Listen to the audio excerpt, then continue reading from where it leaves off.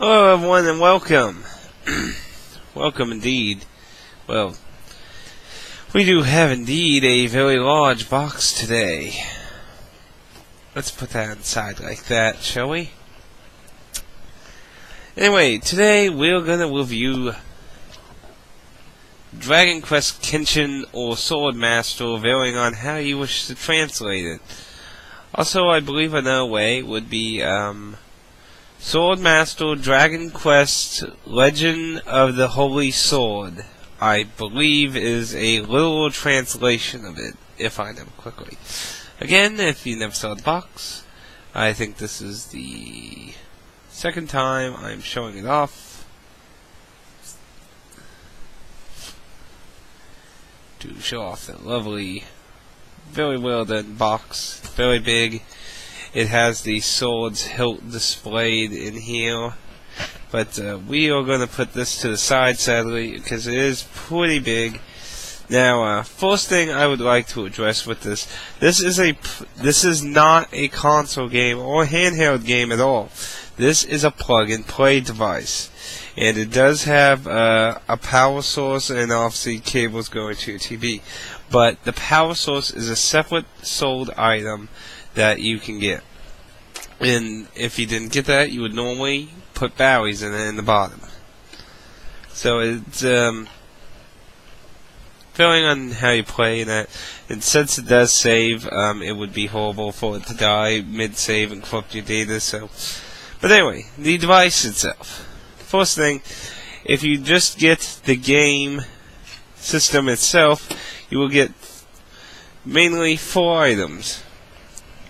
You'll get your cables to connect to the TV, the yellow, white, and red. You'll get the console itself, the device, which is shaped like a shield of the family line of the original 3 games. And it has a slot on top, which is what the memory card you get. The memory card, the memory card is shaped like a booklet. It is probably one of the nicest looking memory cards I ever seen. It looks like a book. It just slips in with the front of the book facing upward. And then you have the sword.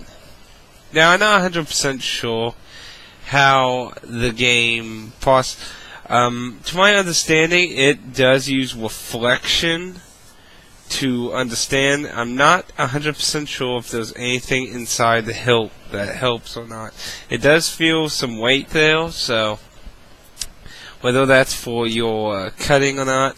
But anyway, this device came out before the Nintendo Wii. I'm not sure if it came out before it was ever announced to public knowledge, though. So, but anyway, this device looks like the same concept of the Wii, where you would you point the sword to go through the menus, and you usually slash sideways for no and slash downward for yes when you come to a question about accepting or canceling or saying yes or no.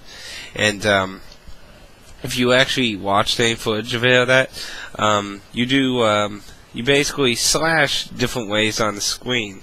Now, if you played Swords on the Nintendo Wii, it's not 100% like Swords. There were concepts that were taken and improved or changed in Swords, but one thing that was, how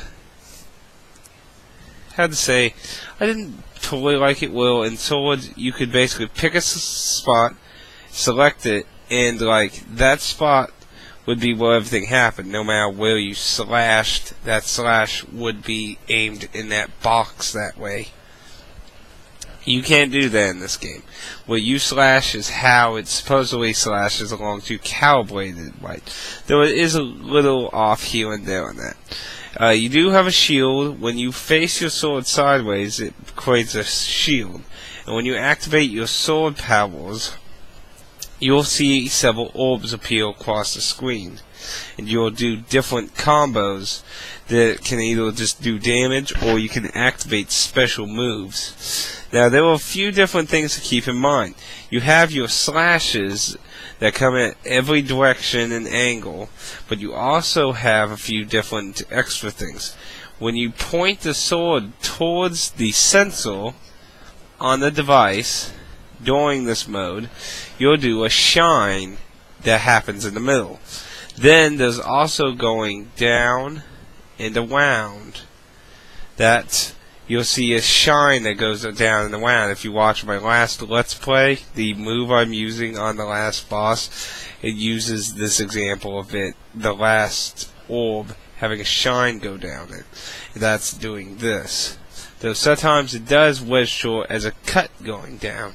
So it's a little miffy here and there. Now there's also magic. In Quests, the main character did not have magic. They gave magic to the new party system, and new characters would use magic. But to activate magic, you would do outside of the sword special master. You would basically point your sword directly at the sensor, and you would activate the magic screen. And then you just would point, and then you would select it, and then cut. Now, this game is not its own unique story, though it has a unique character in it that didn't exist in the original story. This is basically the quest of Dragon Warrior or Dragon Quest I, the very first game on the NES. It basically follows most of the story, not 100% accurate, but the basics of it, where you're going on your quest to find a way to get to the Dragon Quest and basically slay him.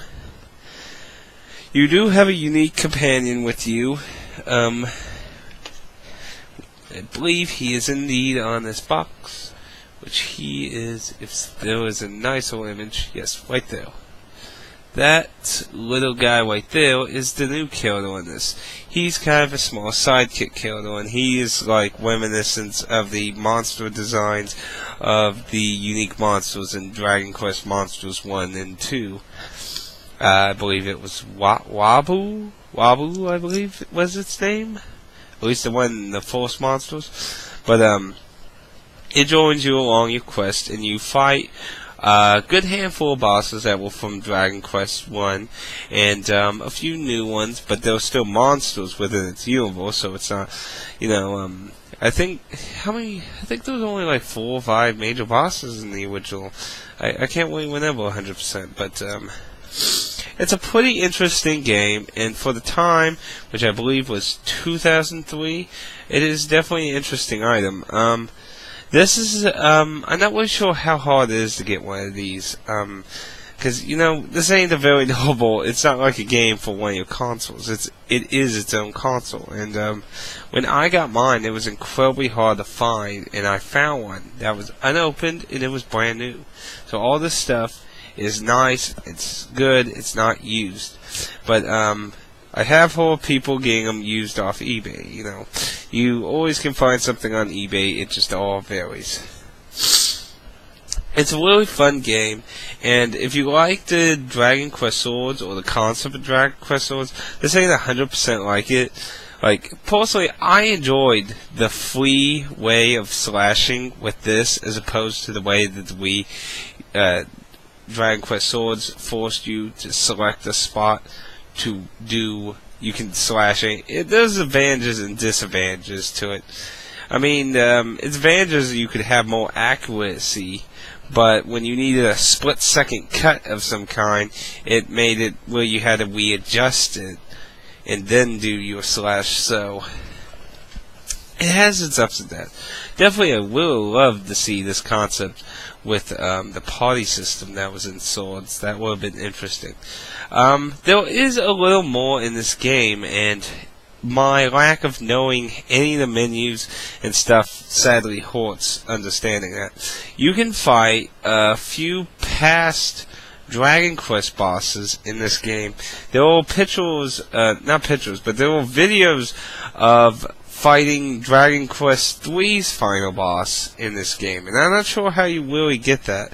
There were also 2 spells I never got access to, which again, I do not know how you do that. I bought everything for the Metal King, and basically that is the currency shop. You do randomly get tiny medals. I believe Sword Quest was the Dragon Quest Swords was the exact same, I believe. But it's a very interesting concept. It's very nice, and it's excellent. If you can find a decent, not beat up version of it, I would recommend getting it. I sadly probably did pay a lot more than what it probably was worth, but considering it was brand new, I would have said that's not very much of a bad price. Still, I've heard people buying worse things used and beat up and crashed. But it's pretty reliable.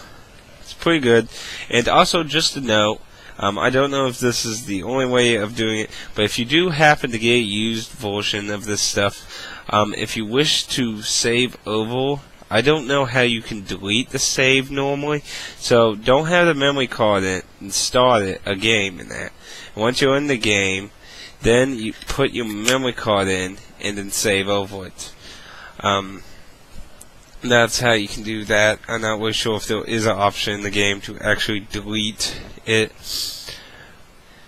The game does feature a 2-player versus mode, which I believe it shows one screenshot on the back, which might be kind of hard to see. Right there, you can see 2 heroes fighting. In that mode, you would need 2 swords. I obviously have not used that or tried it, so I can't really play it because the odds of finding anyone in America with 2 of these, it might be possible to wig something if you had something shiny similar to this, because supposedly, to my understanding, that's how it tracks things. So you could somehow wig a way to do that, but yeah, pretty much the odds of really finding someone else with this game in America or anywhere outside Japan is pretty low, pretty much. This was a pretty successful device too. I believe it did sell quite a lot of units in Japan, so it did do pretty well, and that's probably what encouraged them to make swords on the Wii. I do hope they really do encourage to try another idea similar to this. Maybe try something else on the Wii, but of course the Wii is working its way out, so it might be a little difficult to do that. So it might be more likely to try something with the Wii U. But I'm not really sure how the Wii U is going to be with motion, since it's more of a handheld television. But you know, the future can only tell. But anyway, I do recommend this device if you can get at an affordable price. If you're a power user, see if there's a voltage on here. I'm not very good with the inputs, but however, if you are indeed interested, I will display the sticker number there.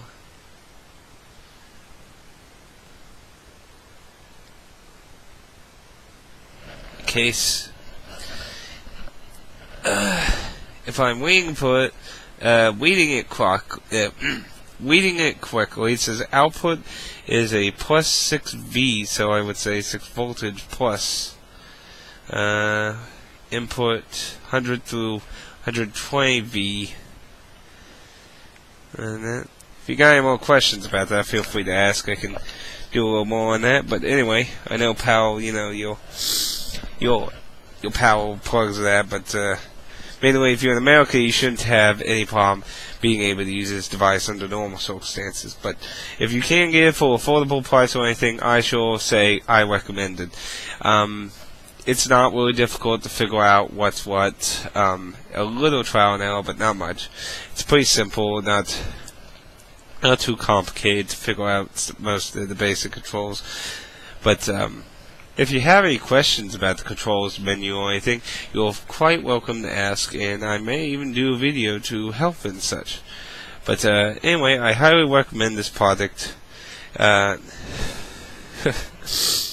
did have a lot of fun finishing this game. I got detoured when I got to stage 6 because I was a little more underleveled, and when I decided to do a let's play of it and redoing it and getting a little more experience at, and I messed with a few things and got to learn how to do this sword stuff a little better. Because I did not actually understand the ways of doing this actually, and was able to discover more powerful sword moves you could do. But anyway, this is a very delightful game. I really hope everyone enjoyed the Let's Play, and I wish you luck if you wish to find your own copy of this game, because it will indeed be tricky. But don't lose hope, because that's all we have when it comes to nice treasures. Oh dear. But anyway, I hope you really enjoyed the video. So, we'll see you next time, everyone. I hope you have a good time.